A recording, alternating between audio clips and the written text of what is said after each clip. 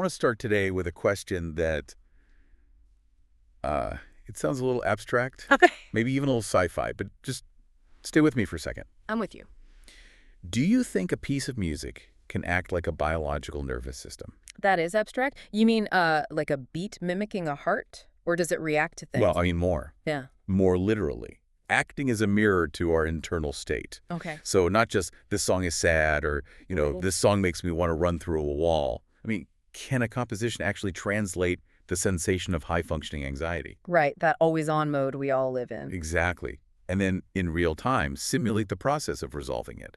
Can it do the work our own bodies are trying to do? Wow, that's a much bigger claim. I mean, usually when we analyze music, we're looking at production, lyrics, maybe cultural impact. Hooks and bridges. Yeah, hooks and bridges. You're talking about music as a physiological map. Exactly. And that is the whole premise of the deep dive we are unpacking today. I'm ready. We are looking at a really unique creative project titled The Electronic Heart, From Neon Pulse to Indie Folk Sanctuary. Okay. It is a collaboration between a creator, Alison McLean, who's known online as Life of Folly, and her AI co-creator, Cradle. And right off the bat, that partnership is interesting. You have the human intent, the emotional architecture, let's say. And the AI execution using the Suno music platform. Right, and Suno, for those who don't know, it's generative audio. You give it prompts, vibes. And it generates full musical compositions. But they didn't just push a button once and say, cool, here's a song. They used it to evolve a single musical idea through 3 completely distinct phases. It's almost like watching an organism grow. Or maybe mutate is a better word. Evolve feels right to me, because the mission statement here, and this is what really grabbed me, is that this isn't just a cover or a remix. No. It's explicitly described as a mental health moment captured in sound. Which sets a very high bar. A mental health moment implies a shift, a before and an after. It does. So here's the roadmap for the deep dive today. We're going to track this sonic journey. Okay. We start in what they call the neon past, very retro, very shiny. Then we hit this massive high-energy wall of techno-acoustic fusion. Right. And finally, we land in a grounded indie folk sanctuary. From chrome horizons to linen curtains. That is a very poetic way to put it. Well, I try.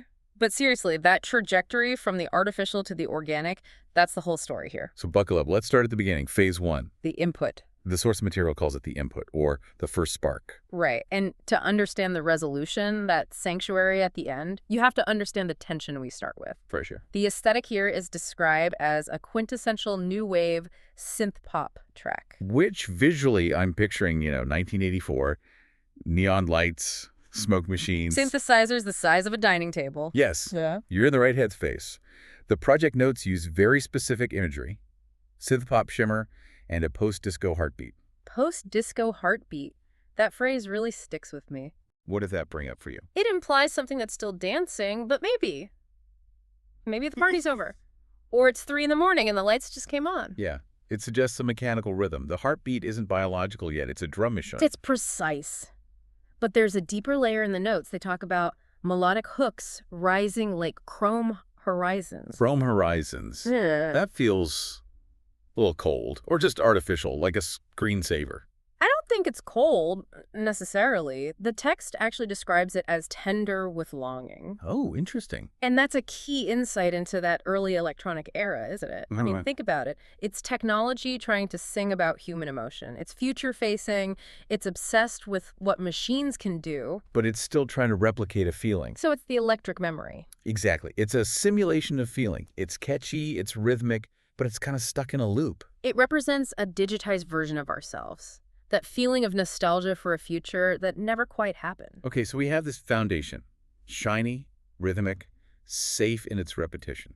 It's the input. But then, the project does something jarring. It doesn't just fade out. It ramps up. And this brings us to section 2, the fusion. This is where the energy shifts dramatically. We move from that electric memory into what they label a classical crossover or violin techno-acoustic fusion. But classical crossover sounds so polite, like something you'd hear at a wedding. Oh, wait. Pop songs with a string quartet. The description here sounds more like a collision. It is a deliberate clash. And this is where the specific instrumentation really matters. They didn't just say add violins. They specified a conflict between 2 very different instruments. Okay, so on one side we have a 1761 Guadagnini acoustic violin. Let's just pause on that for a second. 1760. Pre-industrial revolution, pre-electricity. Pre-American Revolution, even. We're talking about a piece of wood that has been vibrating for over 250 years. Wow. So this instrument represents breathing wood. It represents centuries of discipline, organic materials, history. It's the ancestral voice. The sound of the earth. And standing right next to it, or maybe screaming right next to it, is a Zeta Jazz electric violin, which the notes describe as wired, luminous, amplified. So you have the breathing wood versus the wired luminosity. It feels like a metaphor for modern life, honestly. How so? You have your biology, your breathing wooden self, and then you have your smartphone, the wired luminous tether. That is precisely the metaphor they are driving at. The soundscape in this phase is described as high octane. Right. You have amplified bow strokes and orchestral swells fighting against these synthesized bass lines. It's called technoacoustic propulsion. Propulsion is such a great word for it. It feels like forward motion, but maybe too much. Like reading the description, it doesn't sound relaxing at all. It sounds like that running through a wall feeling we mentioned. And that's the key insight for this section. This isn't background music for studying. This phase represents high performance. So it's the hustle. It's the inner emotional landscape of high performance.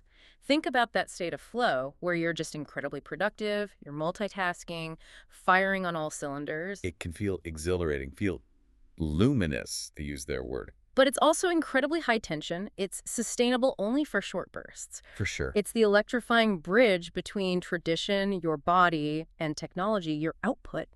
It's impressive to watch, impressive to hear. But if you stay there, you burn out. The wired violin eventually overpowers the breathing wood. You know, I think a lot of us live in that technoacoustic propulsion phase permanently. Right. We think that's just what normal is now. Right. If we aren't amplified, we aren't working. Which is why the next phase of this project is so critical. If they had stopped here, it would just be a cool, intense song. But they didn't. They moved to section 3, the recalibration. This is the shift that made me actually, take a deep breath while reading the notes. They call it cross-pollination. And the description is a profound shift in physics. The explicit instruction is, pull back on speed. So we enter the indie folk sanctuary, and the imagery completely changes. We go from chrome horizons and neon pulses to, what was it? Morning light through linen curtains. That is such a sensory shift. You can almost feel the temperature drop in the room. It goes from the club to the cabin. And the instrumentation changes to match. We stop hearing the synthesized bass and start hearing hand percussive rhythms. Which feels so much more human. It's skin on a drum, not a chip on a circuit. And the vocals change. They mention close-mic'd breath. That's that really intimate sound where you can almost hear the singer. It's right in your ear. It's not projecting to a stadium. It's whispering to a friend. And acoustic guitar textures that feel like journal pages turning. Okay, I have to stop you there. Journal pages turning as a sound texture. I know. That is wildly evocative. It suggests privacy, reflection. It implies that we are no longer performing for an audience. We're documenting for ourselves. But here is the most fascinating technical detail of this section, and I don't want you to miss this.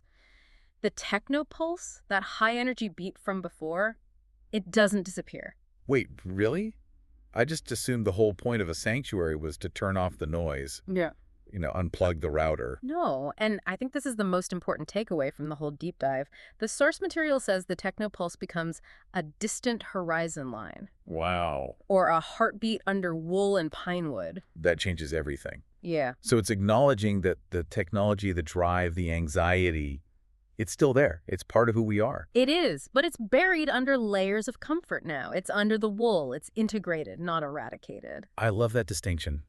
We usually try to fix our anxiety by trying to destroy it. We try to silence the noise completely. But this suggests that the goal isn't silence, it's insulation. It's about relationship. Exactly. The electric violin, which was racing and screaming before, it transforms too. It doesn't get unplugged. The text says it converses, it trembles. And my favorite line from the whole source, it lets silence finish the sentence. That is a powerful concept for anyone in a high-stress environment, isn't it? For sure. In the high-octane phase, there's no room for silence. It's a wall of sound.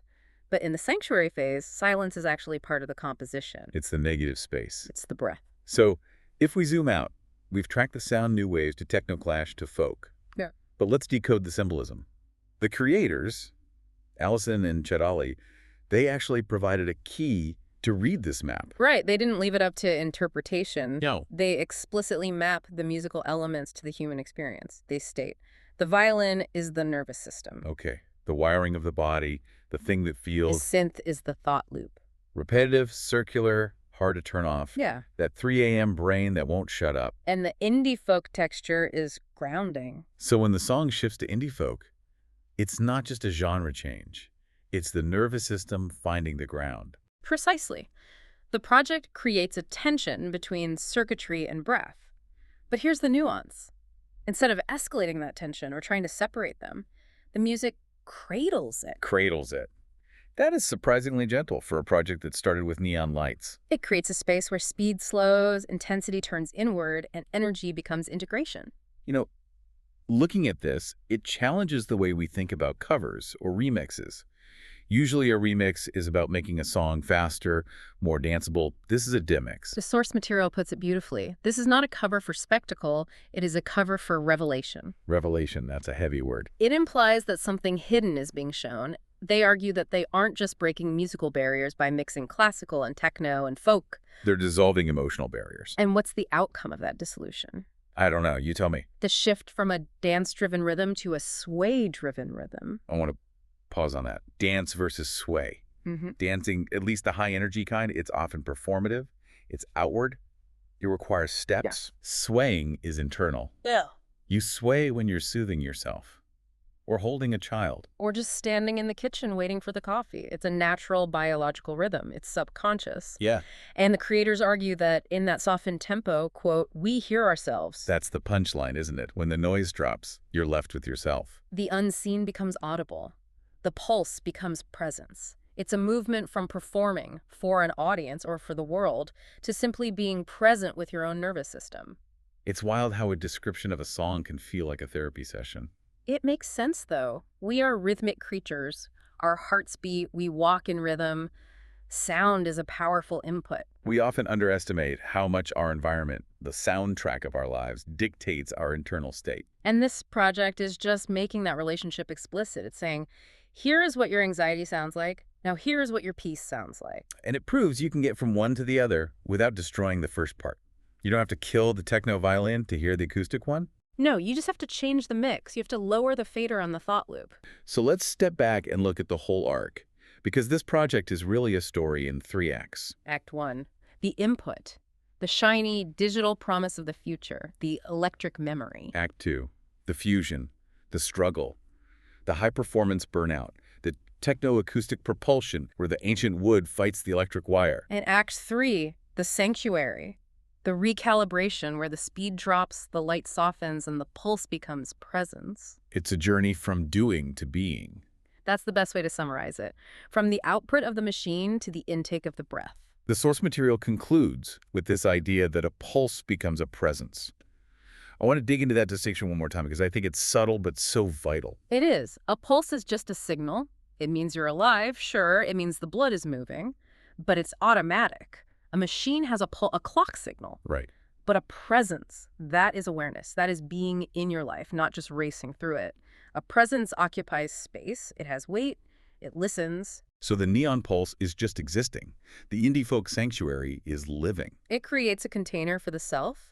When the music slows down, when the silence finishes the sentence, you are forced to occupy that silence.